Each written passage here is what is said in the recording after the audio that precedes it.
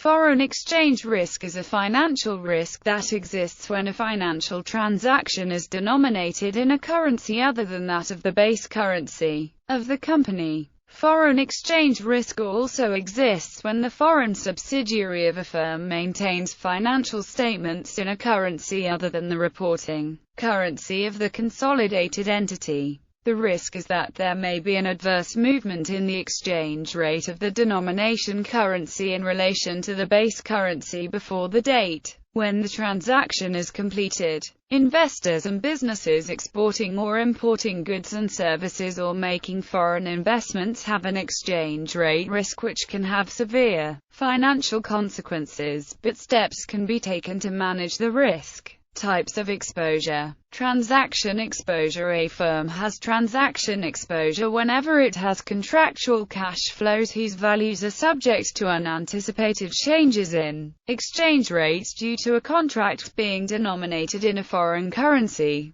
To realize the domestic value of its foreign-denominated cash flows, the firm must exchange foreign currency for domestic currency. As firms negotiate contracts with set prices and delivery dates in the face of a volatile foreign exchange market with exchange rates constantly fluctuating, the firms face a risk of changes in the exchange rate between the foreign and domestic currency. It refers to the risk associated with the change in the exchange rate between the time an enterprise initiates a transaction and settles it. Applying public accounting rules causes firms with transactional exposures to be impacted by a process known as remeasurement. The current value of contractual cash flows are remeasured at each balance sheet date. If the value of the currency of payment or receivable changes in relation to the firm's base or reporting currency from one balance sheet date to the next, the expected value of these cash flows will change. U.S. accounting rules for this process are specified in ASC 830, originally known as FAS 52. Under ASC 830, changes in the value of these contractual cash flows due to currency valuation changes will impact current income. Economic exposure. A firm has economic exposure to the degree that its market value is influenced by unexpected exchange rate fluctuations.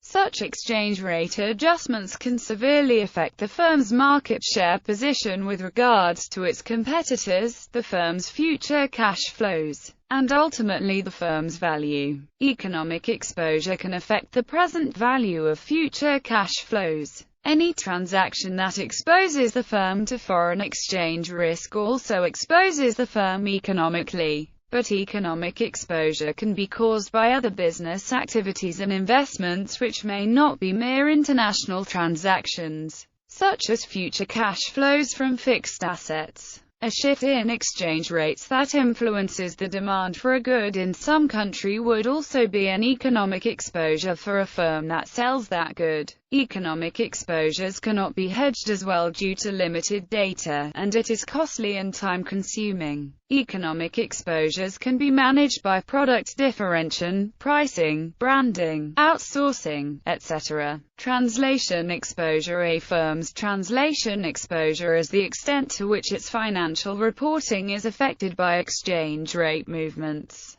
As all firms generally must prepare consolidated financial statements for reporting purposes, the consolidation process for multinationals entails translating foreign assets and liabilities or the financial statements of foreign subsidiaries from foreign to domestic currency. While translation exposure may not affect a firm's cash flows, it could have a significant impact on a firm's reported earnings and therefore its stock price. Translation exposure is distinguished from transaction risk as a result of income and losses from various types of risk having different accounting treatments. Contingent exposure. A firm has contingent exposure when bidding for foreign projects or negotiating other contracts or foreign direct investments. Such an exposure arises from the potential for a firm to suddenly face a transactional or economic foreign exchange risk. contingent on the outcome of some contract or negotiation. For example, a firm could be waiting for a project bid to be accepted by a foreign business or government that, if accepted, would result in an immediate receivable. While waiting, the firm faces a contingent exposure from the uncertainty as to whether or not that receivable will happen. If the bid is accepted and a receivable is paid, the firm then faces a transaction exposure, so a firm may prefer to manage contingent exposures. Measurement. If foreign exchange markets are efficient such that purchasing power parity, interest rate parity, and the international Fisher effect hold true, a firm or investor needn't protect against foreign exchange risk due to an indifference toward international investment decisions. A deviation from one or more of the three international parity conditions generally needs to occur for an exposure to foreign exchange risk. Financial risk is most commonly measured in terms of the variance or standard deviation of a variable such as percentage returns or rates of change. In foreign exchange, a relevant factor would be the rate of change of the spot exchange rate between currencies. Variance represents exchange rate risk by the spread of exchange rates, whereas standard deviation represents exchange rate risk by the amount exchange rates deviate, on average, from the mean exchange rate in a probability distribution. A higher standard deviation would signal a greater currency risk. Economists have criticized the accuracy of standard deviation as a risk indicator for its uniform treatment of deviations, be they positive or negative, and for automatically squaring deviation values. Alternatives such as average absolute deviation and semi-variance have been advanced for measuring financial risk. Value-at-risk practitioners have advanced and regulators have accepted a financial risk management technique called value-at-risk, which examines the tail end of a distribution of returns for changes in exchange rates to highlight the outcomes with the worst returns. Banks in Europe have been authorized by the Bank for International Settlements to employ VAR models of their own design in establishing capital requirements for given levels of market risk. Using the VAR model helps risk managers determine the amount that could be lost on an investment portfolio over a certain period of time with a given probability of changes in exchange rates. Management. Firms with exposure to foreign exchange risk may use a number of foreign exchange hedging strategies to reduce the exchange rate risk.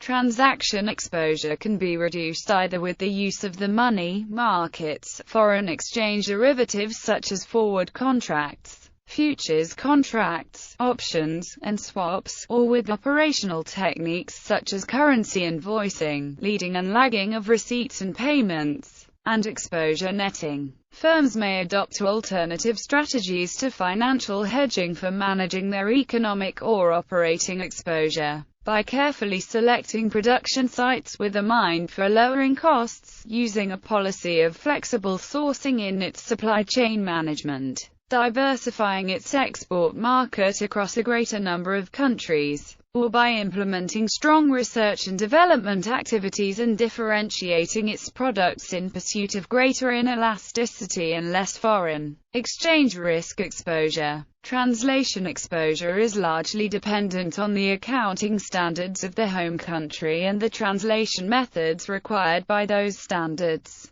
For example, the United States Federal Accounting Standards Board specifies when and where to use certain methods such as the temporal method and current rate method. Firms can manage translation exposure by performing a balance sheet hedge. Following this logic, a firm could acquire an appropriate amount of exposed assets or liabilities to balance any outstanding discrepancy. Foreign exchange derivatives may also be used to hedge against translation exposure. History. Many businesses were unconcerned with and did not manage foreign exchange risk under the Bretton Woods system of international monetary order. It wasn't until the switch to floating exchange rates following the collapse of the Bretton Woods system that firms became exposed to an increasing risk from exchange rate fluctuations and began trading an increasing volume of financial derivatives in an effort to hedge their exposure.